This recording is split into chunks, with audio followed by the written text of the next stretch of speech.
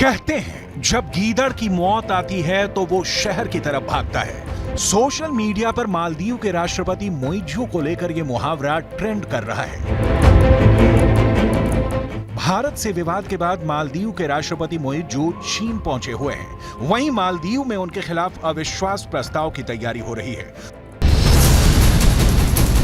कुल मिलाकर भारत से विवाद के बाद अपने घर में घिर गए हैं मालदीव के राष्ट्रपति। प्रधानमंत्री नरेंद्र मोदी पर अपमानजनक टिप्पणी करना मालदीव की सरकार को काफी भारी पड़ता नजर आ रहा है।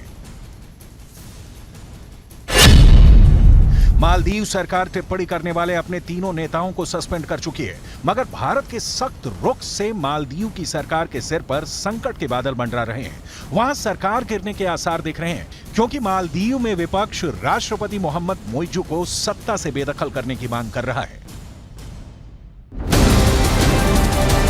मालदीव के सांसद अली अजीम ने सोशल मीडिया प्लेटफॉर्म एक्स पर सरेआम सरकार के खिलाफ अविश्वास प्रस्ताव लाने की मांग की है। उन्होंने लिखा कि मालदीव के राष्ट्रपति मोहम्मद मोइज़ू को उनके पद से हटाने के लिए कदम उठाए जाने चाहिए, यानी भारत विरोधी कदम उठाकर मालदीव की सरकार ही खतरे में पड़ गई है।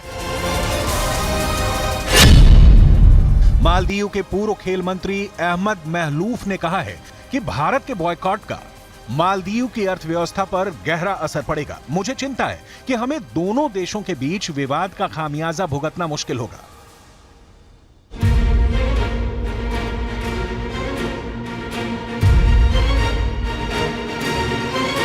इसकी वजह विवाद के बाद से 2 दशक में ऐसा पहली बार हुआ है जब लक्षद्वीप को गूगल पर सबसे ज्यादा सर्च किया गया है। सोशल मीडिया पर लक्षद्वीप पूरी दुनिया में ट्रेंड कर रहा है। प्रधानमंत्री मोदी के लक्षद्वीप जाने के बाद पूरी दुनिया में लोग लक्षद्वीप को सर्च कर रहे हैं।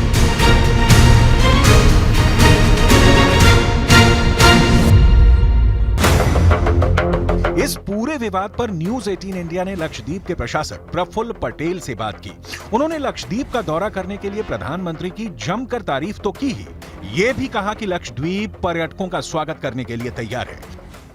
सच बताए तो जो होना चाहिए इतना 7 दशक तक नहीं हुआ है, वो पीड़ा का विषय है। लेकिन टूरिस्ट की जितनी भी आवश्यकता है, इसको पूरा करने के लिए हम पूरी ईमानदारी से, पूरी निष्ठा से, पूरी ताकत से लगे हुए हैं।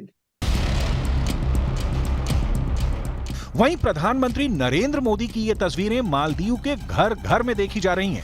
मालदीव की सत्ता के गलियारे से लेकर आम लोगों के बीच बस इन्हीं तस्वीरों की चर्चा है। वजह है भारत में चल रहे बॉयकॉट मालदीव का कैंपेन।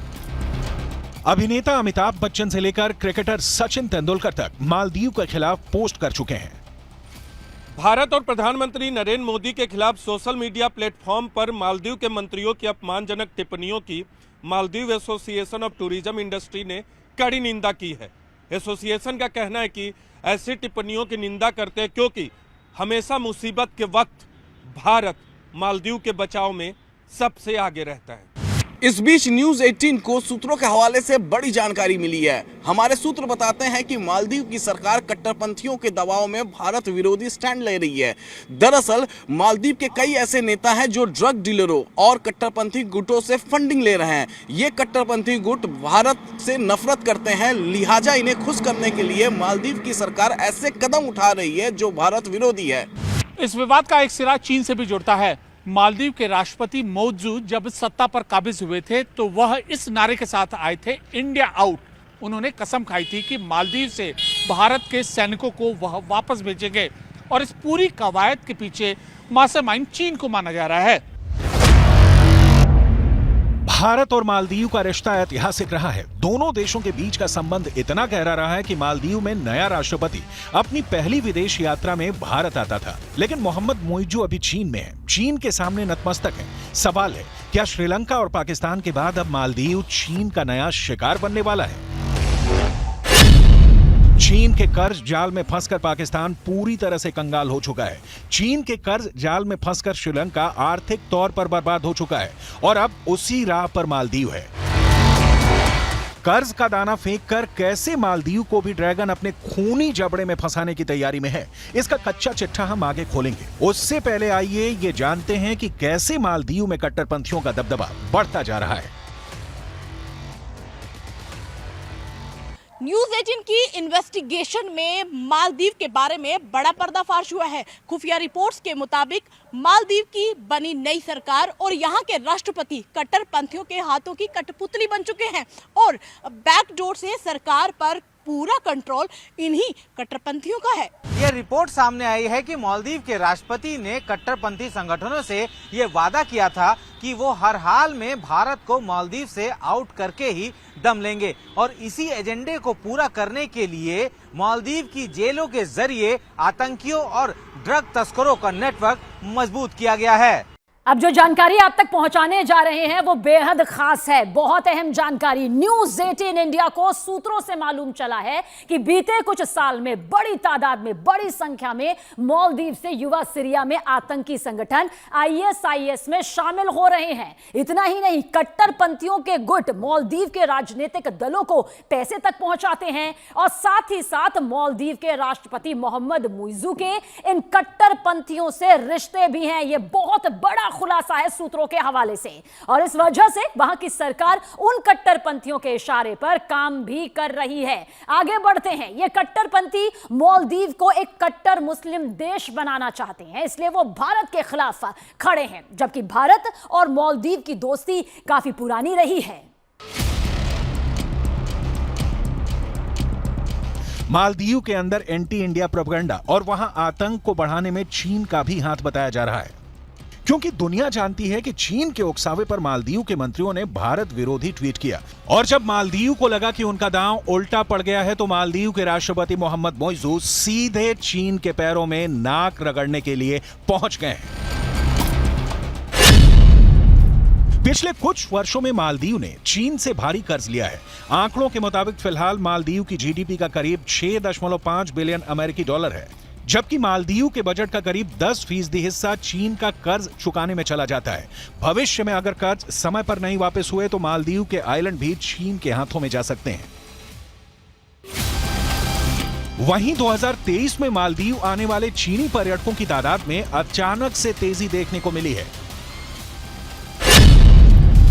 2022 में मालदीव पहुंचने वाले टूरिस्टों में चाइनीज 27वें नंबर पर थे, जो 2023 में अचानक से तीसरे नंबर पर पहुंच गए हैं। चीन हमेशा जिनके साथ डील करता है उन्हें बर्बाद करके छोड़ता है। भारत के साथ तनाव का चीन पूरा फायदा उठाना चाहता है, इसलिए मुइज़ू के समर्थन में चीन ने उनकी यात्रा को मालदीव के हितों से जुड़ा बताया है।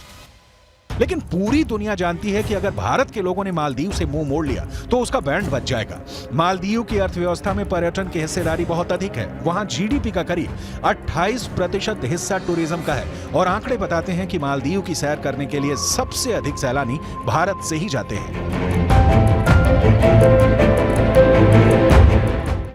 पर्यटक सैलानी किसी भी देश की अर्थव्यवस्था का सबसे मजबूत हिस्सा माने जाते हैं। ये वो सैलानी होते हैं जो किसी भी देश के विकास में अपनी महत्वपूर्ण भूमिका निभाते हैं। इसका जिक्र करना इसलिए जरूरी हो जाता है क्योंकि ये आंकड़े बताएंगे कि किस तरह से मालदीव जाने वाले सैलानियों की संख्या बढ़ी। लेकिन जो विवाद इन दिनों सामने आया है, जिस तरह से मालदीव ने अपना ये बयान यहां पर सामने रखा, उनके मंत्रियों के जरिए बयान रखा गया, उसके बाद अब यही कहा जा रहा है कि मालदीव की तरफ न रुख किया जाए। आम से लेकर खास में गुस्सा है। आंकड़े देख लीजिए, साल 2020 में 63,000 ऐसे सैलानी रहे, भारतीय सैलानी, जो कि मालदीव में गए। इसके अलावा साल 2021 में यह आंकड़ा देखिए, 63,000 से बढ़कर 2,91,000 तक पहुंच जाता है। कोई छोटा आंकड़ा नहीं है। मालदीव की तरफ रुख करने वाले सैलानियों की जो संख्या है वो लाखों तक पहुंच जाती है। साल 2022 आप देखिए, 2,41,000 सैलानी मालदीव जाते हैं। लेकिन जिस तरह का बयान उनके मंत्रियों के जरिए सामने आया है, अब इतनी तो यहां पर तस्वीर तय नजर आती है कि हालत आगे